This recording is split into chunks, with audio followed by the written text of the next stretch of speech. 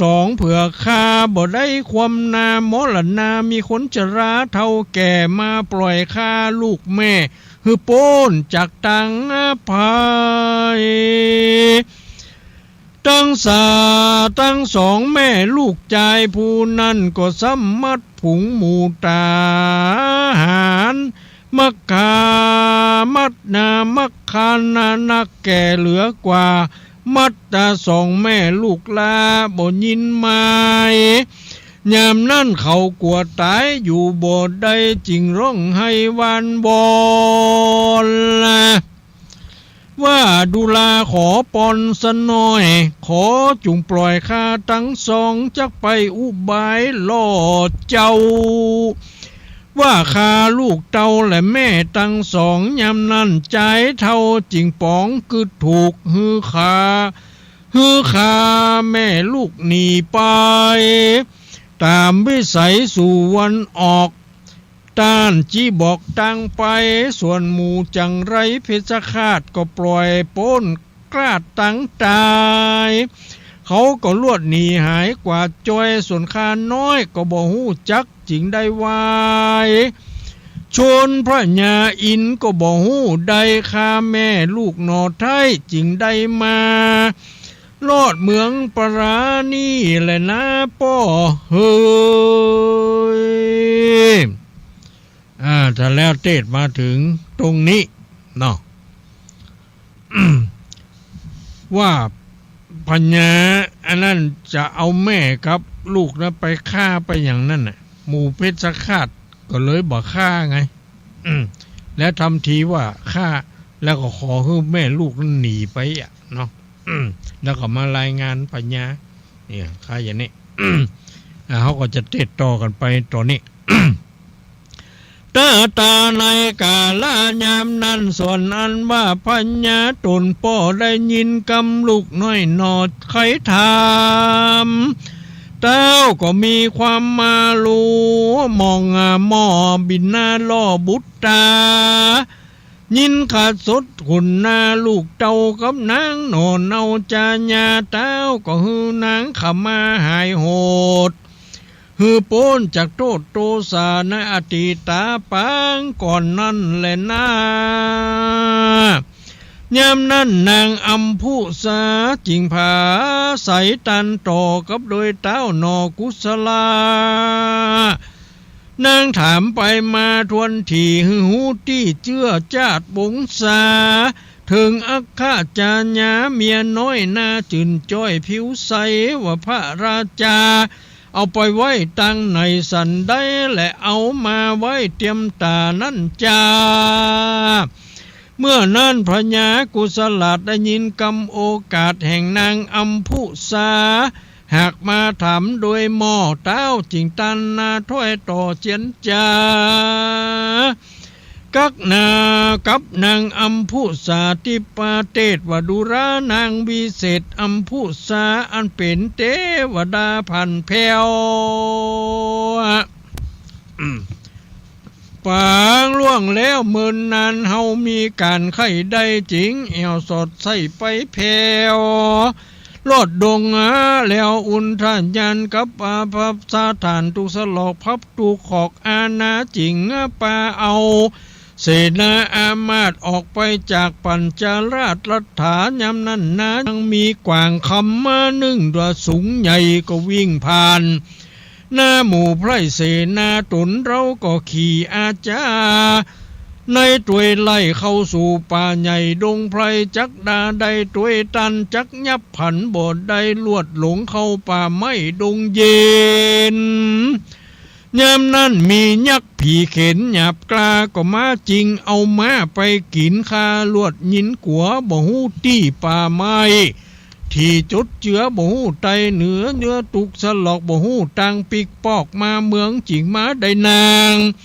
เรือนกลางป่ามาเป็นภรรยาร่วมห้องเหตุนั้นเฮาจิงบ่หูจักพี่น้องวงศาหมู่จักพิตามันดาแห่งนางเมียน้อยนาจืนจ้อยโสภาเฮาก็เอามาได้หลายปีขวบเข้าขอนางเน่าอัมพุสาจุมีพญารู้แจ้งแดดเตอะตังสุดตัว ในกาลายามนั้นนางอัมพุสาอันเป็นเทวดากับโลกได้หู้แจ้งถึงโคตรกำจาอันพระญาบอกเล่านางหนอนเนาอัมพุสากับอาโสโลกานางลูกนามาโคตรวงศาแห่งนางยักษ์ปาลาบับใบว่าพระหนอไทยทีลาดยังจักเอานางนาดเป็นภริยาอยู่ในรัฐาดังเก่าหัวจักเอาหนอเนามาเมืองเฮือเป็นสีนางเรืองงามแง่อันเป็นแม่เจ้าสุริยะวงศาเกินปัญญาจักเอาแม่ยักษ์เป็นกู้ยังจักเอาไว้อยู่เตรียมนอนก็จักเสียองค์อ่อนลูกเต่าตั้งเมียเก้าเมฆวดีจาญาอันเกิดมาในวงศาจะลือดังคาก็มารู้เจือจาดสามันตราชแห่งตัวมันนางผู้นั้นหากเป็นยักษ์กลุ่มพันตัวจะกันกลามันมาลู่เอามาอาจารย์ในแห่งจอมไทยเจ้าไปกินดังลือพนารินยังจักฮืออยู่ใดในเมืองไทยปัญจลนากรจะคือนางนั่งอยู่ในปราสาทคาก็จักเอานางน้อยนาดก็นอเจ้าน้อยนาดกุมมารกับทั้งนางนงคลานผู้เป็นแม่หนีไปจักเอาเป็นสายใจลูกแห่งคา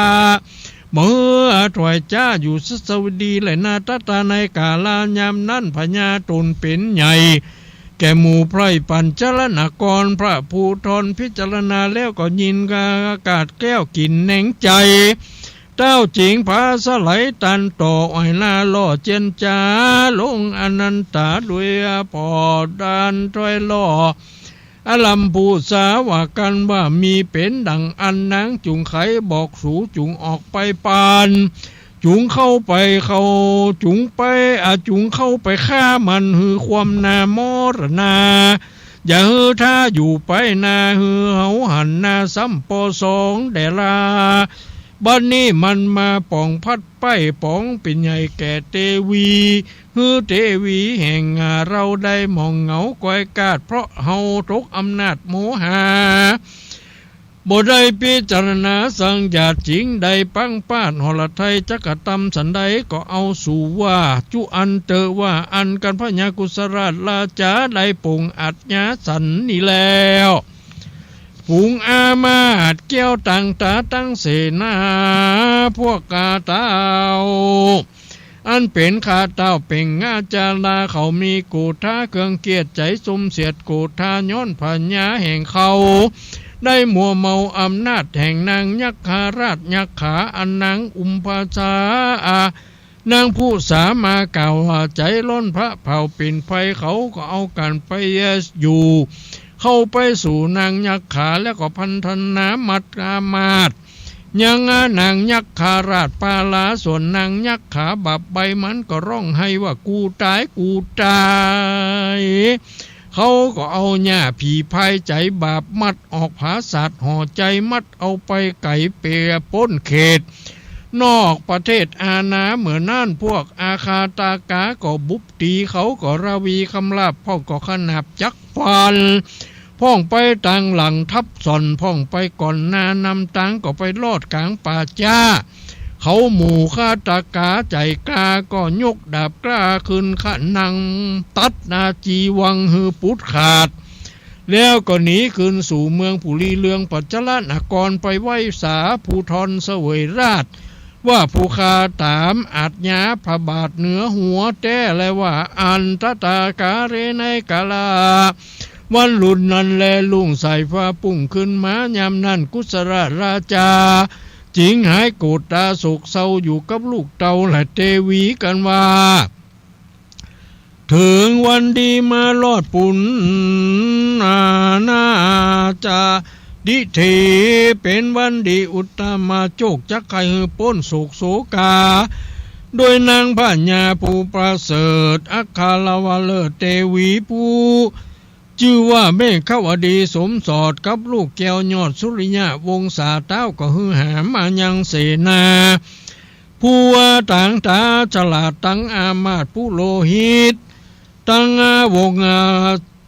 มิตรเชื้อชาติเพื่อจักรารับผลน้อยนาฏราชาบุตตากับสีมาดาตนแม่แห่งเจ้าหายสุขเจ้าแหล่พญาเหตุได้ปรากจากนครเมืองใหญ่กว้างหือสูแต่งห้างนำมาหูทุกแต่งดาทุกสิ่งเขาเราจากสู่ขวัญเจ้าจอมมิ่งชาญากับตั้งสุริยะวงศาเชื้อชาติแห่งเจ้าน้อยนาฏบุตตากับตั้งสีมันดาแม่แห่งเจ้าเพื่อหายสุขเศร้าบันใจตั้งเสนาในและนอกหูแล้วบอกกันมาเขาแต่งดาพร้อมแล้วใส่ขันแก้วยื่นยอถวายว่าขอพระสมสายสุริยะวงศางามแง่ตั้งพระแม่เจ้าเทวีชื่อว่าเมฆขวดีองค์อาจจุงฮือเอาหัตถารับรองยำนั่นสีบัวตองอาแควรับเอาเลี้ยวสันดียำนั่นผู้โลหิตแก้วผู้ฉลาดจิงโอกาสถวายปอน200กดตาเป็นแดนจุงจังมีแด่เตอว่าอันก็มีวันนั่นแหละตรัสมิงคดีในคณะยามนั้นส่วนวันว่าโพธิสัตว์คือว่าพระนอนเนาสุริยวงศ์โดนมีเอวองค์ศักดิ์สิทธิ์เจ้าน้อยนาฏวงศาก็อยู่กับพระพิตตาและมันดาเมฆราชในภาษาห่อใจผุ่งไพรไตป้อก้าทุกครันนามผุ่งพรามมายิงใจลำมาหนุ่มเทาก็อยู่ว่าสุขเตียงเต้าตีขาบ่มีโลกาพญาตบ่มีพญาตกังวลเป็นยาวดมประเสริฐบทบ่อตำปาเลิศวงศายามนั่นเจ้าสุริยะวงศาก็มีปีญาเกิดหลอดโดยแจงจอดในใจถึงสีนงไว้กลางป่าหือนางหนอลาไก่สอนอันอยู่ในดงดอนป่าไม้กระป้อไทยพระสีตนป้ออันสร้างก่อปารมีตะลงสินใสดีสักสวาตานก็คือโอกาสแล้ววางปันบันนี้กวนกูไปปันโดยหมอเป็นหน้าต่อดงดอนเพื่อรับเอานางไก่สอนมาสมสู่เอามาอยู่เมืองคนก็จักสมปึงจะแลกันเจ้าขนิงสันนีแล้วโตหนอแก้วสุริยะวงศาก็เข้าไปว่าไวสากับพระราชาตนป้อไว้หน้าต่อไขสารบอกขีญาการฮือแจงเจตฮือป้อได้หูเหตุถึงการว่าข้าแด่พระจอมใจออกเจ้าข้าลูกเต่าหนอบุตตาขอกลับขึ้นไปหานางสีกัญญาทิพราชอันอยู่ห้องอาวาสดงรีอันป้อราศีหากเลี้ยงใบส่วนหน้าแก้วแก่นไทยพิมมาลาทิพมาลาก็จะกองหาอยู่ใจข้าจิงขอกระป้อไทยและแม่มาดาจุงปรุงคุณนาใส่เกลาขอพ่อแม่เจ้าจุงอนุญาตแก่บุตรลูกเต้าหือได้เข้าไปหาแด่เตอะตะตาในกาลยามนั้นพญากุศลาตุนปอจิงตันต่อกำงามว่าเสียบัวบานเฮยลูกเต้าอันจักเข้าสู่ไพโซนเจ้าจุงเอารีปนจ้างมาหือเป็นโยธาแก่นหานไปเป็นกู้ราชจุคนกลัวแต่ข้าศึกมาประจนผับแป้ใดกัวมาลู่เอาแก้วแก่นไทยทิพมาลากลางดงหนาป่าไม้กัวบ่ได้มาเป็นลูกสะใภ้อยู่หอคำและนาการว่าพญานาคทำตนองค์อาจข่าวโอกาสกำงามแก่ใจลำลูกแก้วอนุญาตแล้วจุปการเต้าก็จุ่มนุ่มมายังเสนาอามาตย์ตั้งนักปราชญ์และคนหันอันเคยอาสนานนาแก่เต้าคือดาบเงาดำงาป้องก็ถือผาลาเห็นแห่ป้องก็เป่าปีแต่และห้วยสังป้องก็กองดังละล้วนฮือเล่นม่วนตามใจห้างจ้างใจตัวองค์อาจจ้างแก้วราตัวหานพวงกำงามมาบสองข้างอาจดวงงามมาจำจึงหกแล่นไหนมาแก่นอาสา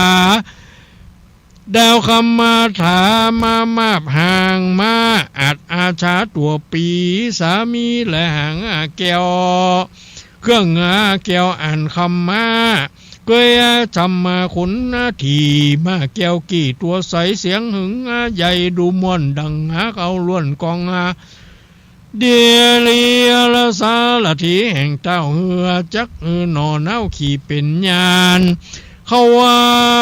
าแต่งเขาน้ำอาหารจูสิ่งจีนปลายิ่งนาเอาขึ้นไปใส่ปุญจาราตัวเลิศแล้วส่วนพระนอแก้วคัตติญะวงศาก็ไปกรมกับปาตาไปกรมกับปาตาพระปิตาตุนโยดยิ่งกับแม่แก้วขินมาตาแล้วก็ขึ้นขี่ม้าแก้วเลิศมงคลนำเอาลีปนไปอโยธาเสด็จออกจากปาลาเวียงเกียวราชปัญจนาราณกรหมู่ริปนนานองเนืองนองเป็นหมู่ว่ายหน้าเข้าสู่ดงไพรก็มีวันนั้นแลปานจะมานิทิตาขีญาอันกล่าวยังห้องข่าวสุริยะวงศาอันเจ้าออกจากปาลากวางใหญ่ไปรับเอานางไทยเกศรอันอยู่ดงดอนป่าใหญ่เขาเจ้าหน่อไทยจักเป็นสันใดขอศรัทธาพ่อแม่พี่น้องขอได้อดใจฟังไปผูกนาวันพัดนาผูกนากล้วยฟังแถมผูกทวนหามันก็จะได้จบลงไปเต่านี้ก็ก็สมควรแก่เวลาก็บังกลมสมเรศเดชแล้วเต้านี้ก่อนแลแอนนา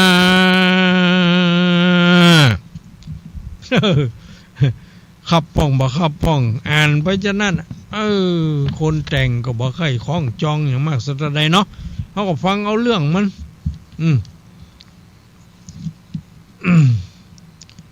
ฟังเอาเรื่องมันเอาอย่างมันเอาม่วนมัน เนาะเอาละญาติโยมทั้งหลายก่อนที่จะได้เปิดโอกาสให้ญาติโยมได้โทรนี่ก็จะมีเรื่องแจ้งให้ญาติโยมทั้งหลายได้รับทราบรับฟังกันเนาะวันที่อย่างข้อ11นี่ซึ่งก็เป็นวันวิสาขบูชาเนาะ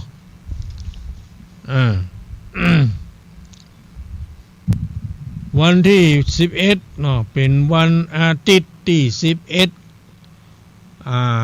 อย่างนะพฤษภาคมเนี่ย ซึ่งเป็นวันวิสาขบูชาเนาะเป็นวันสำคัญทางพระพุทธศาสนาแล้วก็เป็นวันสำคัญของโลกโดยเนาะที่เพิ่นตกลงกันว่าเป็นวันสำคัญของโลกอันนี้เนี่ยนะ ในทางพุทธศาสนาของเขาก็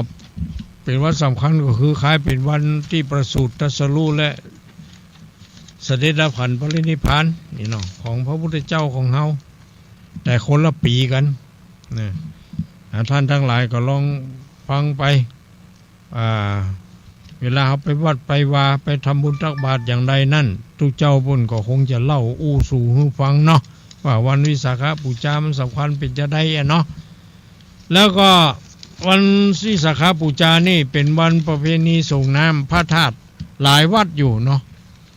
ตำบลปะงิ้วนี่ก็มีวัดดอยเวียงฮ้อนะวัดพระธาตุดอยเวียงฮ้อตำบลปะงิ้วเนาะก็เดือน8เพ็งวันวิสาขบูชาพอดีก็เป็นวันที่ส่งน้ำพระเจดีย์พระธาตุเจ้า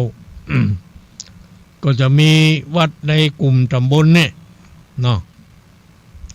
ได้ไปร่วมกันทำบุญส่งน้ำเจดีย์ที่บนดอยเวียงฮ้อ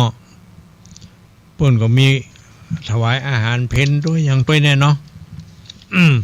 แล้วก็มีแถมหลายๆวัดตำบลอื่นอันนี้ตุลุงก็บ่ได้จำว่ามันจะมีวัดอย่างพ้องเนาะก็คงจะมีตุเจ้าที่นักจัดรายการคงได้ประกาศ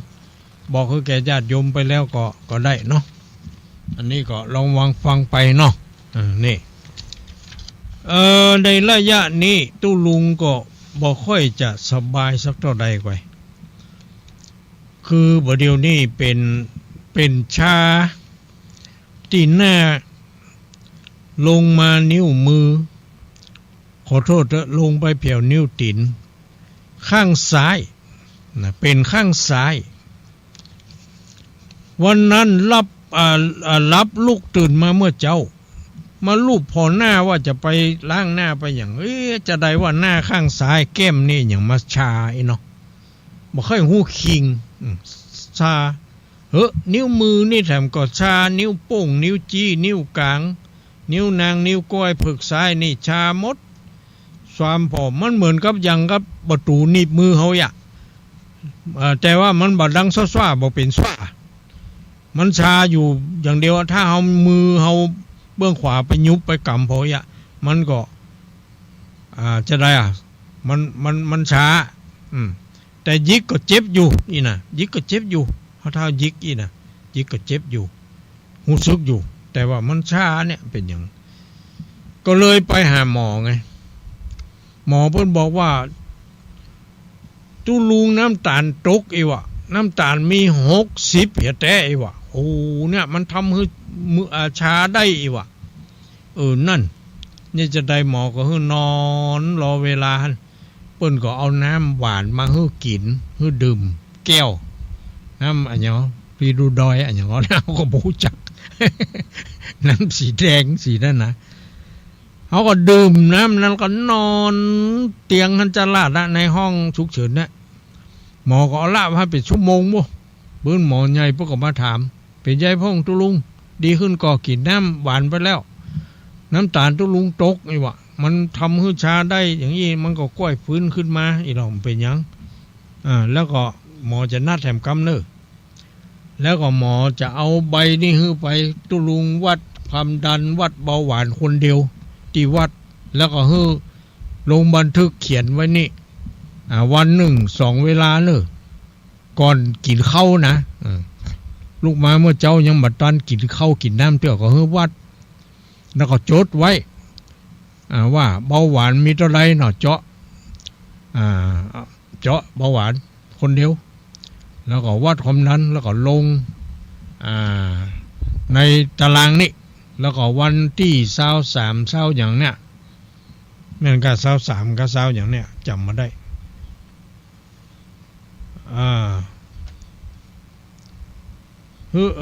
วันที่13มิกาเอาใบนี่มาหมอแล้วหมอก็จะได้วินิจฉัยหรืออย่างกำบัดเดี๋ยวนี้ก็เอายาแก้ชานี่ไปกินเนี่ยก่อนเนี่ยเพิ่นไว้นะยาเม็ดน้อยเพิ่นเอายาหน้ามาให้กินเขาก็กินเนาะแล้วก็ยมแมว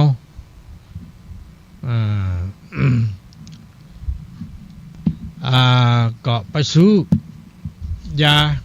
ไปถามหมอที่ร้านขายยาเพิ่งไปอู้อาการเพิ่งฟังนี่ครับเพิ่งก็จัดยามาให้แถมให้กินอันนี้ไปถ้าหูซึกก็ดีขึ้นก็ค่อยว่ากันก็ปรากฏว่ามันก็หูซึกดีขึ้นมาเดี๋ยวนี้ความชาใบหน้านี่ปัน3นี่หายไป2 ส่วนยังส่วน ยังส่วนเพราะนั้นถึงมาจัดรายการนี้ได้เนาะมือก็มือกันนะเท้าแข้งนี่ก็เหมือนกันคนเฮานี่มันกินยาแก้เบาหวานลดความดันหนักละใบหมอว่าอย่างนั้นมันกินหมอก็เลยสั่งให้หยุด2 เม็ดนี่ให้กินเม็ดเดียวเขาก็เลยฟังกับหมอนะเนาะก็ดีขึ้นมาอย่างขึ้นมามันก็คงจะก้อยหายไปเนาะเป็นไปได้เป็นยังหรือว่าญาติโยมเคยเป็นอย่างไรแล้วก็เคยกินอย่างได้มันหายก็โทรมาบอกมากล่าวพ่องก็ได้มันเป็นยัง นะว่าก็เคยเป็นยูโรเป็นอย่างนั้นอย่างนี้ก็ได้กินอันนั้นอันนี้เป็นอย่างนั้นอย่างนี้ก็อู้กันฟังได้เนาะนี่นะ นี่แหละญาติโยมความเจ็บไข้ได้ป่วยมันบ่ว่างบ่เว้นบ่ว่าไผจะเป็นอย่างใดเป็น เชื่อพญามหากษัตริย์เป็นครูบาเป็นตู้เจ้าเป็นพระเน้นเป็นศรัทธาเป็นไผก็ดีแม้แต่พระพุทธเจ้าก็หนีบ่พ้นนั่นแหละเนาะความเจ็บไข้ได้ป่วยเป็นไปตามกรรมตามเบญ ตามบุญทำกรรมสร้างนี่เนาะของไผมันได้สร้างมาในอดีตชาติเฮาก็บ่ฮู้เฮาระลึกชาติบ่ได้นี่เนาะมันเป็นมาเฮาก็ยาไปหยังอยู่นั่นแต่เฮาก็บ่ต้องไปเครียดไปซีเรียสอย่างมันก็มันนักนะอย่างที่ตุลุงเคยบอกนะว่าเบาหวานก็ดีความดันก็ดีเราอยู่ด้วยกันนะ เราไม่ขัดไม่แย้งกันนะเราไม่ต่อต้านกันเราก็กินยาไปตามนั้นอยู่สบายสบายเราอยู่ด้วยกันได้เราไม่ขัดแย้งกันมันก็อยู่ได้กันไปนานไปเมินนี่เนาะของอันใดที่มันบ่เข้ากันมันขัดมันแย้งกันมันอยู่ด้วยกันก็บ่ได้มันก็ต้องแตกมั่งกันไปข้างหนึ่งอย่าเนาะอันนี้ไผจะเอาวิธีนี้ไปใจก็ได้เนอะก็แล้วแต่หรือบ่ใช่บางคนที่เป็นพญาติเป็นอย่างนี้โอ้ใจบ่ดีว่ากูบ่ร่างจะตาย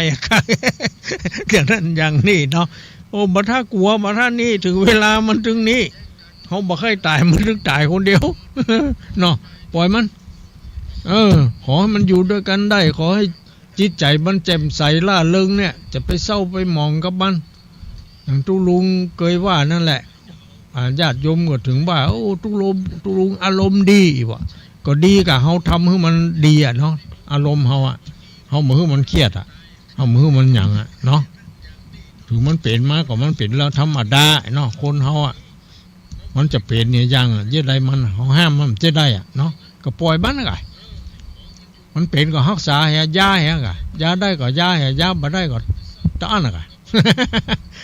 น่ะพูดถึงว่าโรคบางอย่างนี่เนาะเกิดขึ้นยาก็หายไม่ยาก็หายเนี่ยเนาะโรคบางอย่างยาก็ตายบ่ยาก็ตาย นี่ประการที่3โรคบางอย่างถ้าไม่ยามันตาย เนาะนี่ไงจะเอาอย่างไรอ่ะเนาะอันนี้ก็ว่ากันเอาละญาติโยมทั้งหลายตอนนี้ก็21:35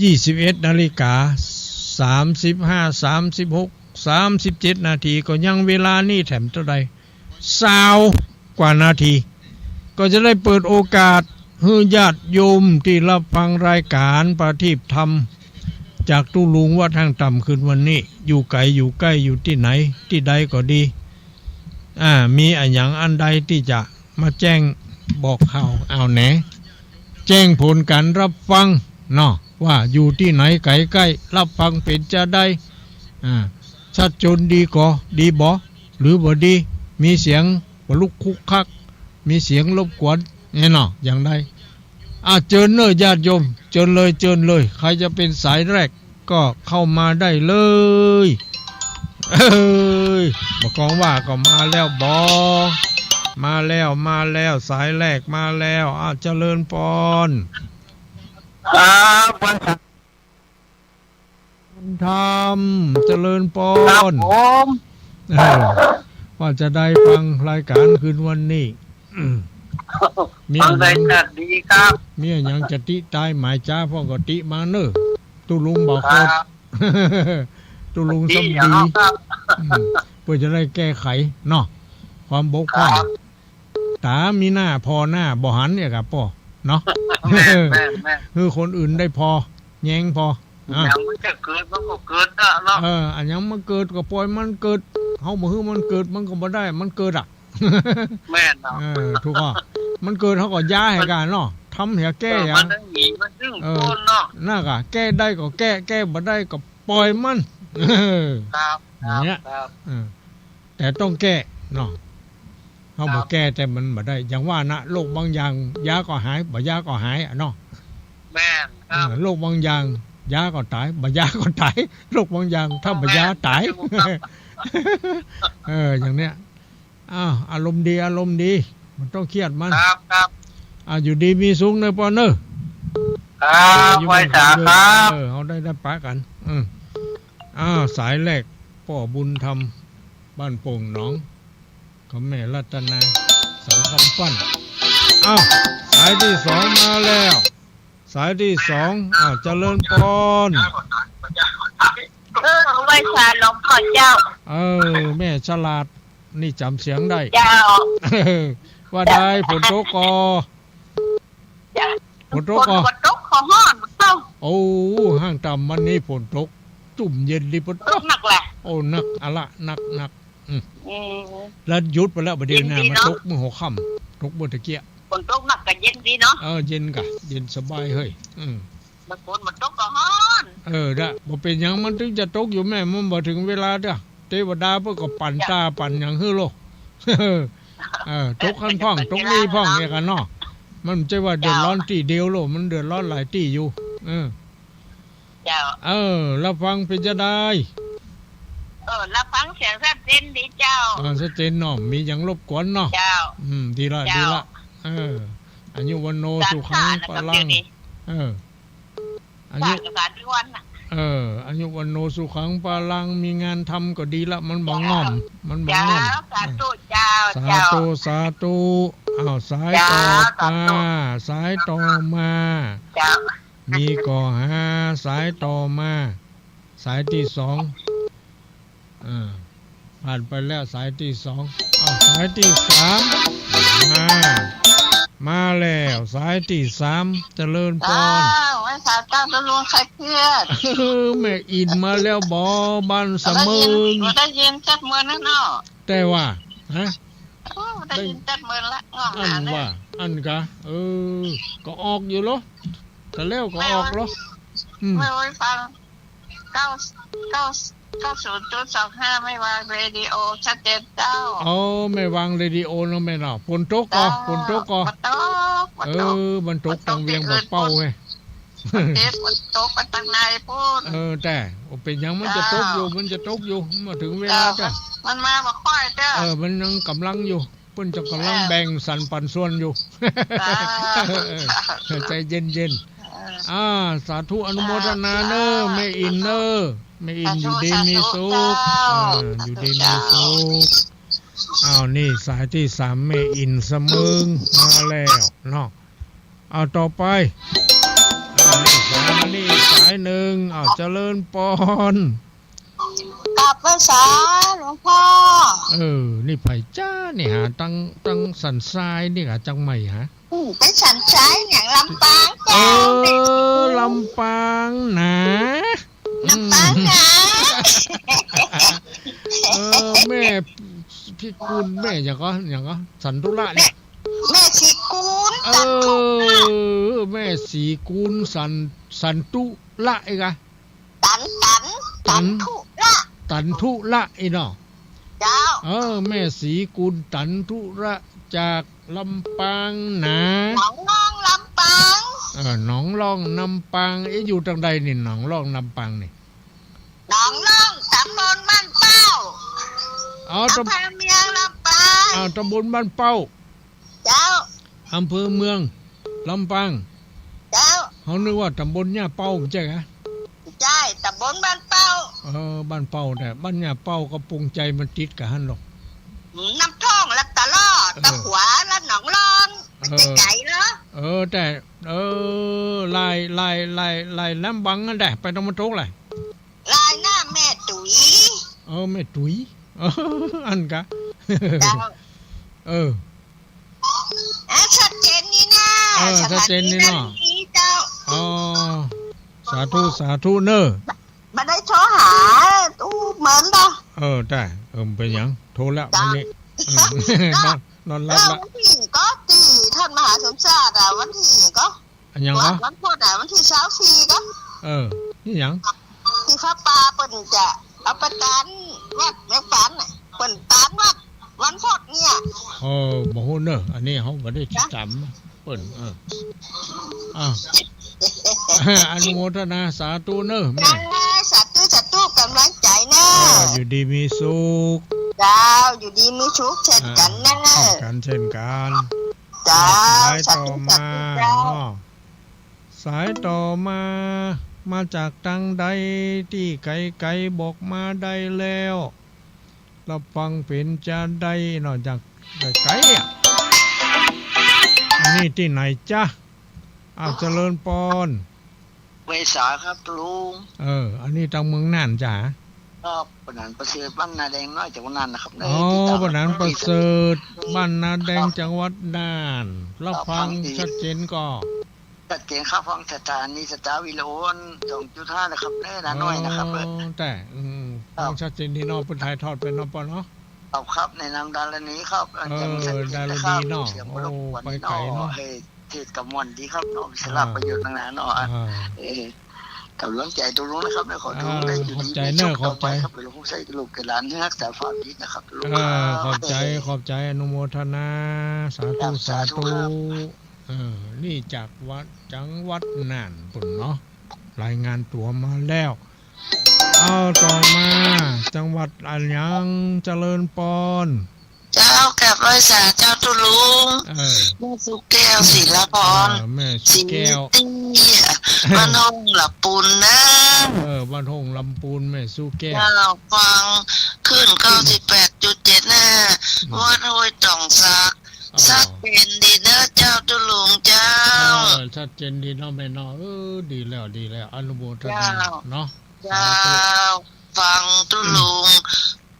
ตำรวจเข้ารายการมาแล้วเนอะเจ้าตั้งแต่ต้นเนาะจนเจ้าตั้งต้นมา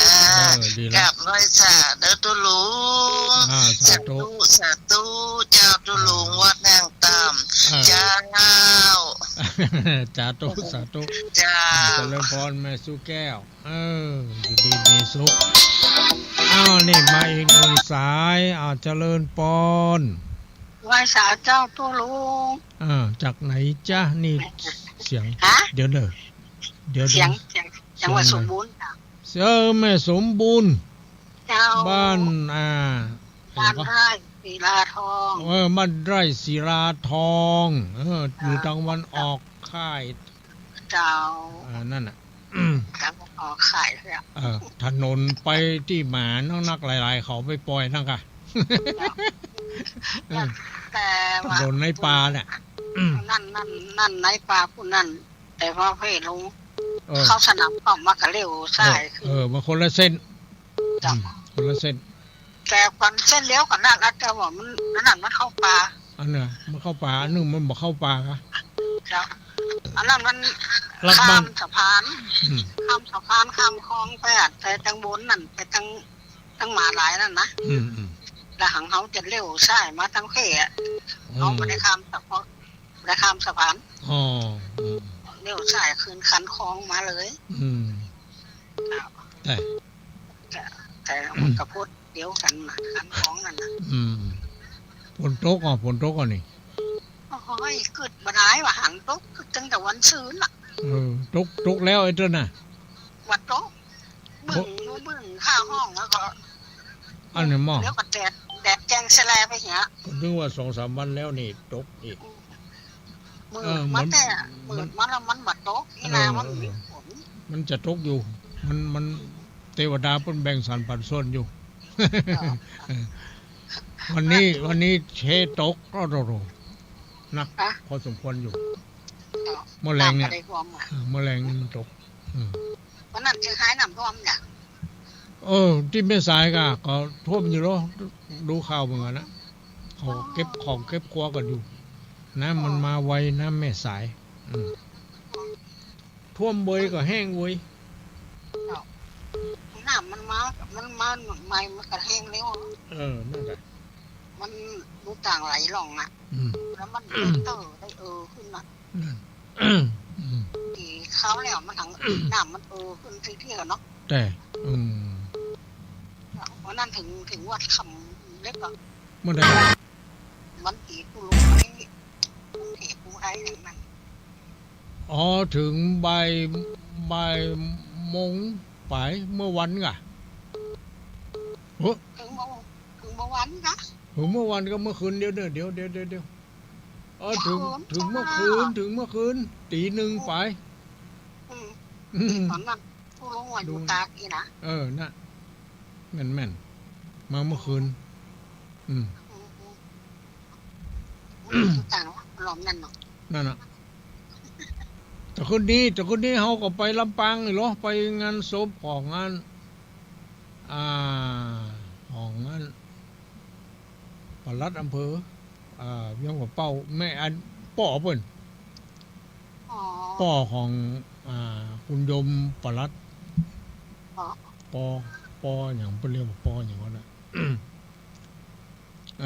ที่บ้านนั้นอันอย่างก็บ้านป่าแห่อีกที่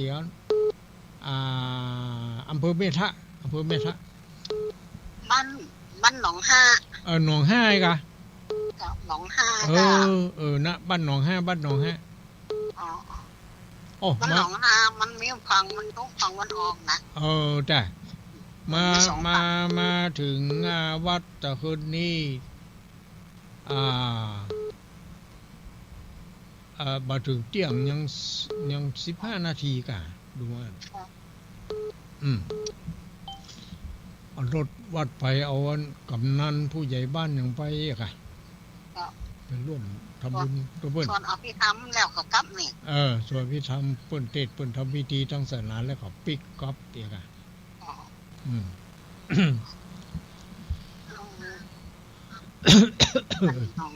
บ้านหนองห้าบ้านหนองห้าเนาะอำเภอแม่ทะจังหวัดลำปางนะอำเภอเมืองเนี่ยก็ฮะอำเภอแม่ทะก็มันไปทางแม่ทะใช่กะแม่ทะนี่คือเขาเข้าไปทางแป้นะไปทางแป้แต่บ่ถึงแป้เนาะไปทางเด่นชัยนะแล้วมันไปเลี้ยวขวาที่สี่แยกไฟแดงอย่างนั้นที่เข้าไปบ้านหนองห้านะไปมันจัดไก่เหมือนกันละมันเมื่อคืนเฮ้ยมาบอกให้หูที่สาที่ส่งอย่างมืดไฟแจ้งกับไฟนั่นทราบว่าเป็นอำเภอเมืองหรือว่าอำเภอมันเหมือนเมื่อวันเนาะแล้วเนอะแม่เดี๋ยวเขาก้อยอู้กันแถมเปิดโอกาสให้คนอื่นเพิ่นโทรมาเนาะเลยเจ้าไว้เจริญพรเนอะสายต่อมามีก่อหาไกลๆที่ใด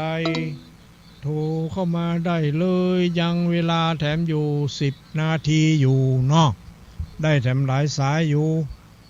นะพากันนอนรับเห็นโมกะรายการประทีปธรรมนี่มาละเจริญปอนภาษาทดลงอันนี้สันทรายแต่เนอะสันทรายจังใหม่เจ้าสันทรายจังใหม่เลยเนาะเจ้าฟังคลื่นของพระครูสมุวิสุวัตบริกิจโจนะเจ้าที่ไหนอันมันเจ้ามันใกล้กันนะฝนตกมัน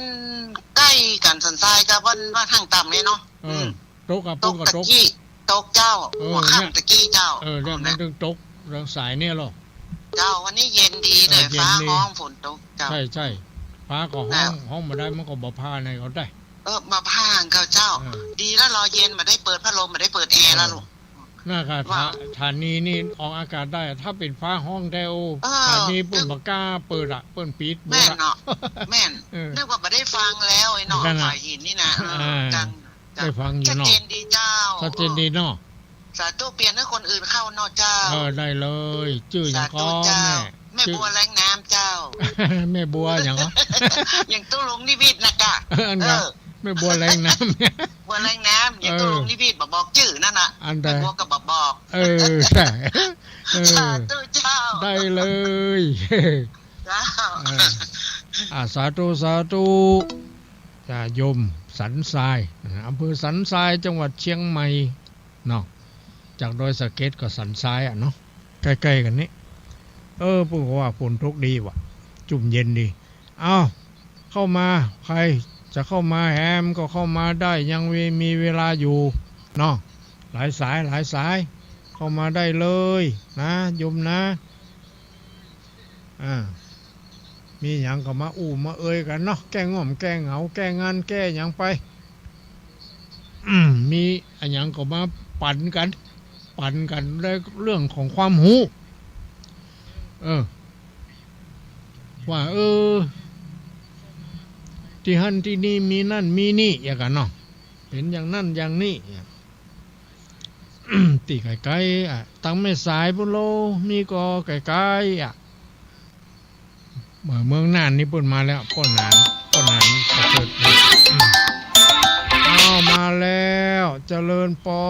นเจ้าว่าสาเจ้าตู้ลุงตีผู้ชายมาตู้ลุงงานหอบผมยกไปเนี่ยอะไรยังก่อนพักแล้วบ่5 บาทตีแล้วนะเมื่อไหร่ตะกี้นะคะอันว่าวันติดมันก็ต้องฮับกะมันจะมาดังมันดังฮะมังอู้กับวันป้าตัวหน้ากะแม่ตัวหน้าอันนี้มันบ่เข้าแม่เพราะว่าเฮาอู้อยู่นี่มันยังบ่เข้าเด้อเจ้าเพราะมันใส่บ่ว่างไงใครอย่างนั้นเจ้ามันนี่มอมเราประกอยแม่เจ้าเราประกอยแม่อุ้ยมอมกะเจ้าชัดเจนดีก็ชัดเจนดีเจ้าชัดเจนดีฟังกันนักกันหลายอยู่เนาะแล้วก็ฝนตกก็ประเดี๋ยวนี้ตกนะฮ้อนเลยฮ้อนขนาดบ่เป็นหยังอดเอาก่อนเทวดาจะปั่นพายุเนาะยินดีเด้ออายุวโนสุขังปาลังอยู่ดีมีสุขรับฟังรับฟังรายการนี้น้องแม่อุ้ยหม่อมเราปะก้อยจังไม่เนาะเราปะก้อยละปูนเจ้าละปูนเอานี่จำยากจำนั่นนี่จังหวัดลำพูนเราปะก้อยแม่อุ้ยหม่อมมาแล้วเอาสายต่อไปเนาะได้แหม2 สายใครจะโทรมาเนอะใครจะโทรมาได้แหม2 สายรายการประทีปธรรมดำเนินรายการโดยตู้ลุงวัดห้างตำมาแล้วเจริญปอนเจ้าไว้สาเจ้าตู้ลุงฟังอยู่เด้อจากไหนจากพุทธนิมิตเจ้าพุทธนิมิตที่ไหนก็พุทธนิมิตพุทธนิมิตอยู่จังไหนเนาะจอมตองโอ้จอมตองจอมตองฟังจากวัดห้วยจอมซักเจ้าพัดแล้วตุลุงเหมือนแม่สักกำแหละพัดแรกบัดได้ออกแม่เปิ้นต้องพุ่นออกกะเฮานี่จะออกพัดที่2ไปทุกเดือนเลยพัดที่2พัดที่2เนาะแม่เนาะนั่นน่ะพัดที่2นี่เป็นของเฮาพัดที่1นี่บ่ใช่อย่างวันที่1แล้วแน่นอนมันเปิ้นพุทธคุณเปิ้นออกเฮามาพัดที่2ก็วันที่8แอมค่ำก็วันที่15แอมค่ำ22 29อีกเป็นพัดที่2เริ่มได้ดำเนินรายการตั้งแต่พัดที่2ไฟอีกแล้วเนาะเจ้าโอเคเข้าใจแล้วเจ้าไว้สาเจ้าฟังอยู่เด้ออยู่ดีมีสุขอายุมั่นความยืนสาธุเจ้าเอาละได้อีก1 สายใครจะเข้ามาสายสุดท้ายเนอะจะหมดรายการแล้วจบรายการแล้วเนาะสายสุดท้ายจะรับเกียรติกรรมเอามาแล้วสายสุดท้ายเจริญปนไว้สาเจ้าตุลุงที่ไหนจากไหนจากอำเภอลีเจ้าอำเภอลีจังหวัดลำพูนเนาะแม่เนาะเจ้าชื่อหยังแม่หลงอำเภอลีเนาะรับฟังเป็นจะได้แม่รับฟังชัดเจนก็ชัดเจนดีเจ้าดีละอายุวันโนสุขังพลังเนอะแม่เนอะหมดเวลาแล้วก้อยว่ากันทำไมเนาะเจ้าก้อยปากันอู้กันเนอะพุ่นบรรทัดแน่เนอะเจ้า